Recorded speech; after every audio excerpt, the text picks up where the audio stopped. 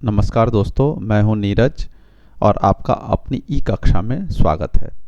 आज हम लोग जो है डिस्कस करेंगे लूप और मेश एनालिसिस। क्या होता है इसमें, जो है किस तरीके से इसको अप्लाई करके कोई भी न्यूमेरिकल्स को सॉल्व करते हैं। बेसिकली ये जो है वो आपका केवीएल का एग्जाम्पल है। केवीएल हम लोगों ने देखा था लास्ट वीडियोस में। मैं उसको आई बटन पे डाल दूंगा, आप ऊपर से देख सकते हैं। तो क्या है, ये केवीएल का जो है आपका एप्लीकेशन है। तो हम लोगों ने किरचॉफ लॉ ऑलरेडी पढ़ा हुआ है। तो अब हम देखेंगे कि लूप और मेश एनालिसिस से किस तरीके से न्यूमेरिकल को है जो है वो सॉल्व करते हैं।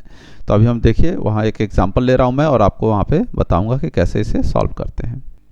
तो देखिए, मैंने एक यहाँ पे न्यूमेरिकल ले लिया है और इसमें जो है हम यहाँ पे वोल्टेजेस अप्लाई जो भी मेथड्स हैं उनको अप्लाई करेंगे। वोल्टेजेस हैं या फिर जो करंट सोर्सेस हैं, इन सबको होते हुए भी किस तरीके से हम करंट की वैल्यूज़ कैलकुलेट करेंगे, ये सारी चीज़ें हम यहाँ पे वन बाय वन देखेंगे।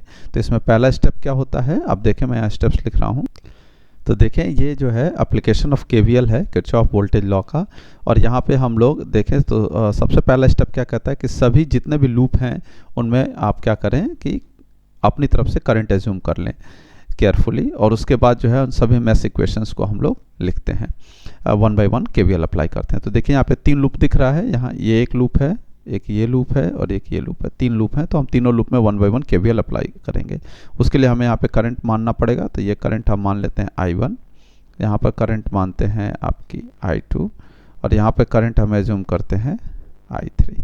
ठीक है, तो इस तरीके से करंट एज्यूम करने से हमको इसका क्या मतलब है, इसका मीनिंग देख लीजिए। इसकी मीनिंग क्या है कि ये जो I1 करंट है वो आपकी, ये डॉटेड लाइन बना रहा हूँ, इस तरीके से क्लॉकवाइज में फ्लो करेगी। हमने क्लॉकवाइज माना है तो क्लॉकवाइज में फ्लो करेगी। आप चाहें तो एंटी क्लॉकवाइज भी मान सकते हैं, लेकिन कोशिश करें कि सबको एक ही डायरेक्शन में माने। तो आप देखिए, ये करंट ये पूरे ब्रांच में यहाँ से, यानी कि ये I1 करंट है 10 ओम में भी करेगी, 4 ओम में भी करेगी नीचे की तरफ, ये 5 वोल्ट में भी करेगी और 10 वोल्ट में भी करेगी, सभी में करेगी। I2 को देखिए तो क्या है, I2 को अगर हम आप बनाएं क्लॉकवाइज में, क्योंकि हमने क्लॉकवाइज एज्यूम किया है, तो आप देखें तो यहाँ पे करंट ऐसे फ्लो कर रही है इस तरीके से। यानी कि एक I2 जो है आप देखें तो 5 ओम में भी कर रही है, 15 ओम में भी कर रही है, 10 ओम में भी कर रही है। ऐसे ही यहाँ पर हम I3 यानी कि थर्ड लूप की अगर बात करें तो थर्ड लूप में भी देखें तो करंट आपको यहाँ पे मिलेगी, जो कि मैं यहाँ पे ड्रॉ कर रहा हूँ। तो यहाँ पर भी आपको दिख रही है कि करंट जो है 15 ओम में भी फ्लो कर रही है, फिर 5 एम्पियर तो दिख ही रहा है, यहाँ पर आपका 5 वोल्ट में भी कर रही है और यहाँ पे 4 वोल्ट ओम में भी कर रही है। तो इस तरीके से जो है सभी लूप में करंट ये फ्लो करती है। तो एक बार आप ये मान लेंगे, इसके बाद आपको क्या रखना है, जैसा कि हम लोगों ने केवीएल में डिस्कस किया था, मैं ऊपर आई बटन में दे दूंगा इसका लिंक, जिससे आप देख सकते हैं केवीएल कैसे अप्लाई किया जाता है, किरचॉफ लॉ। तो आप देखें तो यहाँ पे आपको प्लस माइनस लिखना होगा। तो प्लस माइनस लिखने के लिए आप क्या करेंगे, हम लोगों ने किरचॉफ लॉ में डिस्कस किया था कि अगर कोई रेजिस्टेंस R है और वहाँ पे करंट फ्लो कर रही है और एंटर कर रही है, तो जहाँ एंटर करती है वो प्लस होता है और जहाँ बाहर निकलती है वो आपका माइनस होता है। तो इसको ध्यान में रखते हुए आप जो है प्लस माइनस सभी रेजिस्टेंसेस में लिख सकते हैं। सोर्सेस में जो बड़ी वाली लाइन होती है वो प्लस होती है, छोटी वाली माइनस होती है, उसमें कोई चेंजेस नहीं किए जाएंगे। ठीक है, तो इसको देखते हुए आप देखें तो मैं यहाँ पे लिख रहा हूँ प्लस और माइनस। तो आप देखिए, यहाँ पे करंट ऐसे एंटर कर रही है तो ये प्लस होगा और यहाँ पर क्या होगा, माइनस हो जाएगा। यहाँ पर भी देखिए करंट ऐसे घूम के आ रही है इधर, यहाँ पे एंटर कर रही है यहाँ पे, तो ये आपका प्लस, यहाँ पे माइनस। वैसे ही यहाँ पर देखें तो यहाँ पे प्लस और यहाँ माइनस हो जाएगा।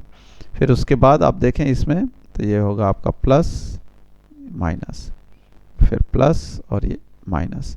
फिर इस लूप की बात करें तो यहाँ पे करंट यहाँ प्लस आएगा, यहाँ पे माइनस। फिर इधर आएंगे तो यहाँ पे आने पर आप क्या करेंगे, देखेंगे प्लस और ये आपका माइनस। तो इस तरीके से जो है करंट जो है आपकी फ्लो होगी सभी में, और उसके अकॉर्डिंग प्लस माइनस आपने यहाँ पे लिख लिया है। अब आप एक एक करके केवीएल अप्लाई करेंगे, और जब भी केवीएल अप्लाई करेंगे तो हमें ध्यान रखना है कि अगर हम प्लस से माइनस की तरफ जाते हैं तो हम हमेशा जो है वो नेगेटिव वैल्यू एज्यूम करेंगे, और अगर हम माइनस से प्लस की तरफ जाते हैं तो हम हमेशा पॉजिटिव वैल्यू एज्यूम करेंगे। ठीक है, तो अब एक एक करके देखते हैं कैसे होगा। अब देखिए, सबसे पहले मैं अप्लाई कर रहा हूँ यहाँ पे के लूप 1 में। तो आप लिखेंगे यहाँ पे तो देखिए मैं यहाँ से स्टार्ट कर रहा हूँ, और आप कहीं से भी स्टार्ट कर सकते हैं, इस पॉइंट से कहीं से भी स्टार्ट कर सकते हैं आप, इन पॉइंट से कहीं से भी क्लोज पाथ में। तो अगर मैं सपोज यहाँ से स्टार्ट कर रहा हूँ और क्लॉकवाइज में ही ट्रेस कर रहा हूँ, तो आप देखिए यहाँ से जब मैं स्टार्ट करूँगा तो माइनस से किधर जा रहा हूँ, प्लस की तरफ। तो माइनस से प्लस की तरफ जाना है तो हमको क्या लेना है, प्लस। तो हम यहाँ पे लेंगे प्लस। तो देखिए प्लस का कितना वैल्यू है, 10 वोल्टेज चाहिए होता है तो 10। फिर प्लस से माइनस की तरफ जाएंगे तो क्या होगा आपका, माइनस। और वैल्यू कितनी है, रेजिस्टेंस की है 10, और करंट कितना है, तो आप यहाँ पे देखें तो इसमें 2 करंट फ्लो कर रही है। I1 जो है वो लेफ्ट से राइट की तरफ फ्लो कर रही है, और I2 जो है आपकी वो राइट से लेफ्ट की तरफ फ्लो कर रही है। तो आपको यहाँ पे क्या करना पड़ेगा, जब भी ऐसा होगा दोनों अपोजिट डायरेक्शन, तो जिस लूप में रहेंगे उस लूप की करंट को बड़ा मानेंगे और लिखेंगे आप हमेशा I1 माइनस I2। तो अगर हम सेकंड लूप में रहेंगे तो लिखते हैं हम I2 माइनस I1, ठीक। तो अब इसको आगे बढ़ते हैं, फिर प्लस से माइनस आ रहे हैं तो यहाँ पे अगेन लिखेंगे माइनस। अब देखें रेजिस्टेंस कितना है 4, और करंट कितना है, अगेन देखिए 2 करंट फ्लो कर रही है, और I1 नीचे की तरफ और I3 जो है ऊपर की तरफ है इसमें। तो अगेन आप लूप 1 में है तो लिखेंगे I1 माइनस I3, फिर प्लस से माइनस, तो क्या लिखेंगे माइनस, वैल्यू कितनी है 5, फिर आप आ गए जहाँ से स्टार्ट किया था वहीं पे आ गए, तो क्लोज पाथ हो गया, इक्वल टू आपका क्या हो गया 0। तो इस तरीके से जो है आपकी फर्स्ट लूप की इक्वेशन बन जाएगी।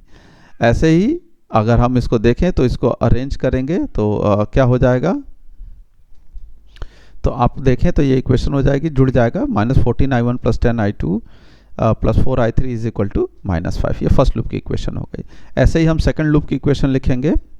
तो सेकंड लूप में क्या करेंगे आप, KVL लगाएंगे। तो KVL लगाने के लिखेंगे अप्लाई KVL इन लूप 2, और देखिए सेकंड लूप में मैं इस पॉइंट से स्टार्ट कर रहा हूँ और प्लस से माइनस जा रहे हैं तो लिखेंगे -5I2, यहाँ नीचे देखें 5I2, फिर यहाँ पर प्लस से माइनस तो -15 टाइम्स I2 माइनस I3, क्योंकि यहाँ पे दोनों में 2 करंट फ्लो कर रही है इस 15 ओम में, एक I2 है और दूसरी आपकी I3 है। और यहाँ 10 ओम में देखेंगे तो I2 है और I1 है, तो यहाँ पे क्या लिखेंगे प्लस से माइनस तो 10 I2 माइनस I1।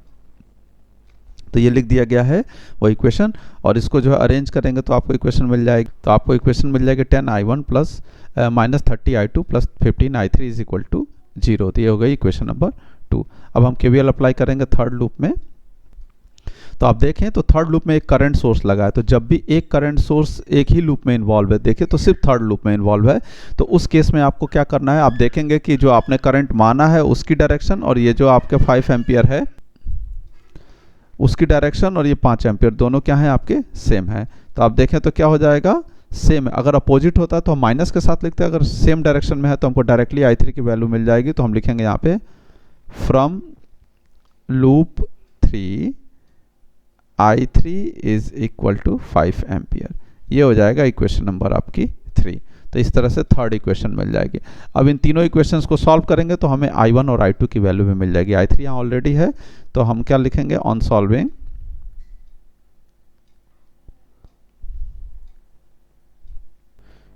तो हमें करंट की वैल्यू मिल जाएगी I1 की वैल्यू 4 पॉइंट समथिंग और I2 की वैल्यू भी, और I3 ऑलरेडी हमें पता ही है।